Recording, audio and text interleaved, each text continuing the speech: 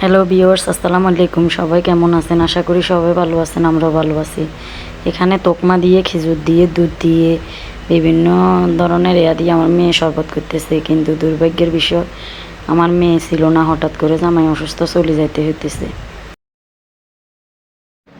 মুরগি নিয়ে এসেছি বিরিয়ানি করার জন্য। এখানে পুকুরের টাটকা মাছ, কাতলা মাছ, তেলাপিয়া মাছ, রুই মাছ, একদম পুকুরের টাটকা। এখানে মুরগি নিয়ে এসেছি বিরিয়ানি করার জন্য। বিরিয়ানির জন্য এখানে পোলাও চাল লইছি, মগুর ডাল, আলু কুটি রেখছি, ময় মশলা দিয়ে মাখি রেখছি, ভাজি করি লমু। আমি মুরগির মাংসগুলোরে কাটি এভাবে পিস পিস করে রাখি, যখন যেটা প্রয়োজন হবো তখন ওইটা নিয়ে রান্না করব। এই জন্য এভাবে রাখলে সুবিধা। তো আমার বেসালার বাড়িগুলা সুবিধা আর কি, এভাবে কাটি রাখবেন, যখন যেটা লাগবো তখন ওইটা নামাই রান্না করবেন। দেখেন মাছগুলা খাইতে সহজ, কিন্তু কুড়ি বাছি দুই না করতে কত সময় লাগে। এভাবে পরিষ্কার করছি।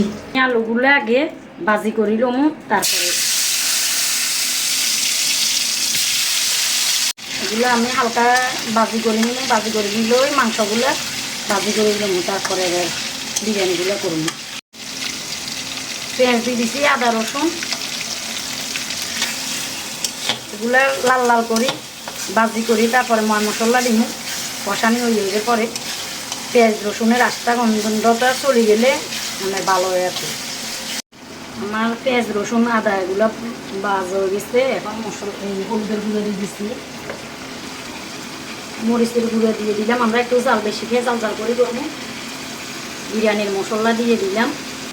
আমি মশলাগুলো ভালোভাবে কষাই নিতেছি, যে এত কষানি হবো, এত কষানির উপরে মজা হবো। তবে বেশিরভাগ এই রান্নার ভিডিওগুলো আমার বেচালার বাইরের জন্য।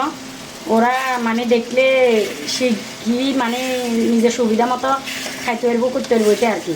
কিন্তু আপুদের জন্য, কোনো ফ্যামিলির জন্য না, এটা কোনো রেসিপিও না, এটা বেচালার বাইরের জন্য বেশিরভাগ ভিডিওগুলো করা।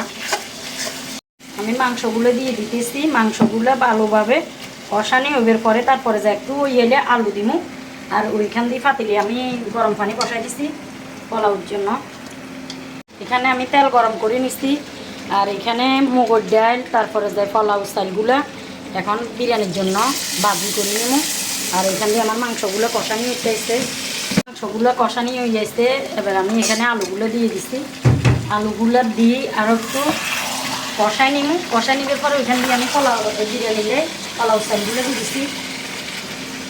মাংসগুলো ফাইনালি আমার কষানি হয়ে গেছে। আর দেখেন মানে ইয়াগুলো পোলাও চালগুলো একদম ভাজা ভাজা করি, শুকনা শুকনা করিয়ে লাগতে হবো, তাইলে জরা হইব। বিশেষ করে আজকে আমার মেয়ের জন্য বিরিয়ানিটা করা হয়েছে। মেয়ে বলছিল আজকে অনেকদিন পরে বিরিয়ানি খাইব, কিন্তু দুর্ভাগ্যের বিষয় ছোটো মেয়ে জামাই অসুস্থ হওয়ার কারণে ছোটো মেয়ে চলে গেছে। তবে প্রত্যেকটা মারে এরকম খারাপ লাগে কিনা জানি না, আমার খুব খারাপ লাগতেছে রান্না করতে করতে। এখন খাইতে পারবো কিনা জানি না, তবে ছেলে মেয়ের এরকম লাগে কিনা জানি না, মায়ের খারাপ লাগতেছে, খুব কষ্ট লাগতেছে। কষ্ট নিয়ে বিরিয়ানিটা করতেছি, যে আমার মেয়ে এত আশ করলো এখন, কিন্তু অথচ আমার ছোটো মেয়ে নাই, তার হাজব্যান্ড অসুস্থ, হঠাৎ করে চলে যেতে হয়েছে। ফাইনালি আমি মাংসগুলো দিয়ে দিছি। মাংসগুলো দিয়ে একটু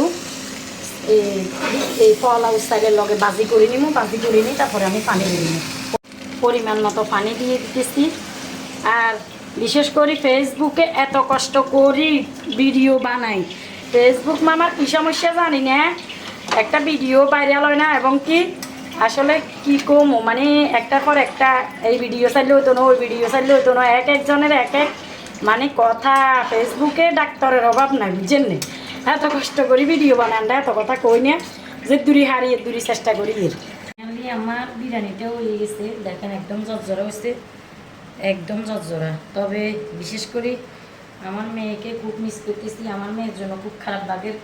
নামাজ পড়তে যাইও, নামাজ পড়তে পারতেছি না, যে কি করবো, মানে মুখে দিয়ে চুড়ে আসতেছে না, যে আমার মেয়ে তো চলে গেছে। আজকে মেয়ে বলছিল আম্মু যে আমি বিরিয়ানি খামো, আব্বু বিরিয়ানি খামো।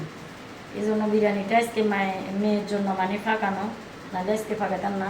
খুব কষ্ট লাগতেছে মেয়ের জন্য।